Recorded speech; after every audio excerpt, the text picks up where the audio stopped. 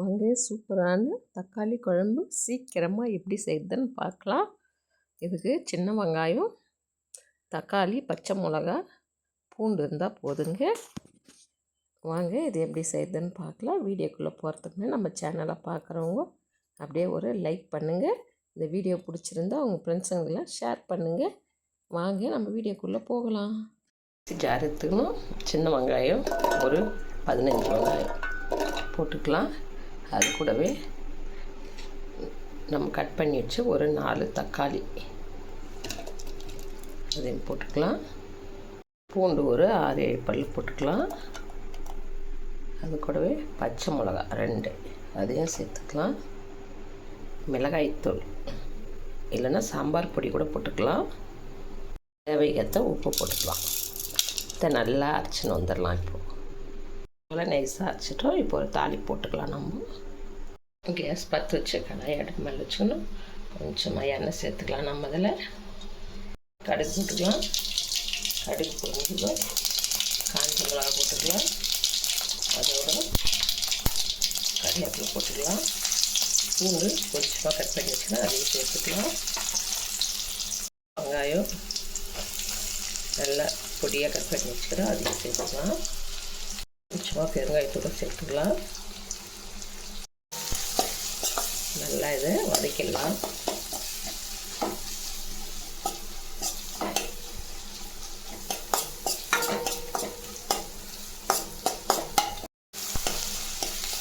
கொஞ்ச நேரத்தில் இந்த தக்காளி குழம்பு ரெடி ஆகிடும். நம்ம ஒரு பக்கம் இட்லி ஊற்றி வச்சுருக்கோம். இந்த தக்காளி குழம்பு செய்யலாம். நம்ம இது ரொம்ப வதங்கணும்னு இல்லை, ஒரு கண்ணாடி பதத்துக்கு வந்தால் போதும் நமக்கு.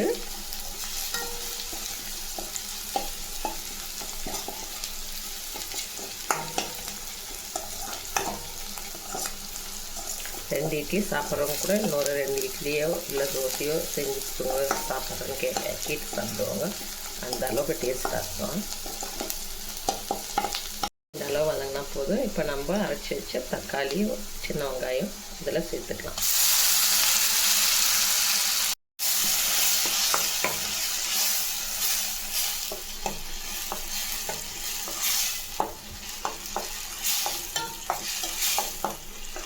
இது ஒரு 4 நிமிஷம் அப்படியே வதக்கலாங்க.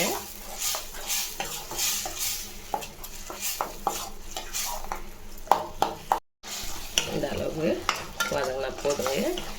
பச்சை வாசனை போகிற அளவுக்கு. இப்போ நம்ம மிக்ஸி ஜாரை கழுவி வச்சுக்கிறோம். அதோட தண்ணி ஒரு 2 டம்ளர் சேர்த்துக்கிறோம்.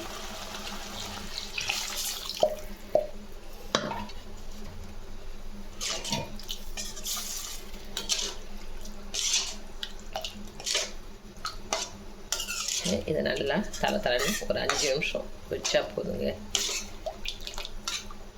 இது நல்லா கொதிக்கணும். நல்லா கொதிக்குது. உப்பெல்லாம் கரெக்டாக இருக்குதான்னு பார்த்துங்க. கம்மியாக இருந்தால் போட்டுங்க.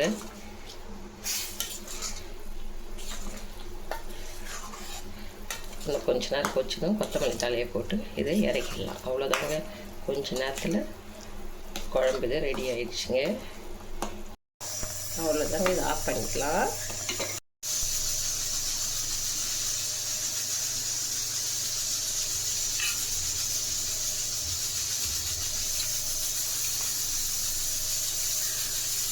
தட்டி எடுத்து வச்சுக்கலாங்க.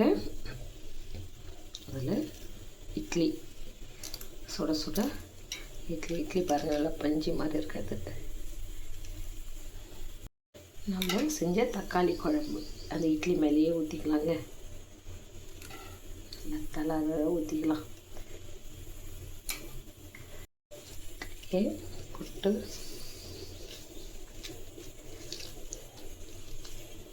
பாருங்கள், இது போல் தொட்டு சாப்பிட்டிங்கன்னா அவ்வளோ நல்லாயிருக்கும். நீங்களும் ட்ரை பண்ணி பாருங்கள். நம்ம இன்னொரு சமையல் வீடியோவில் சந்திக்கலாம்.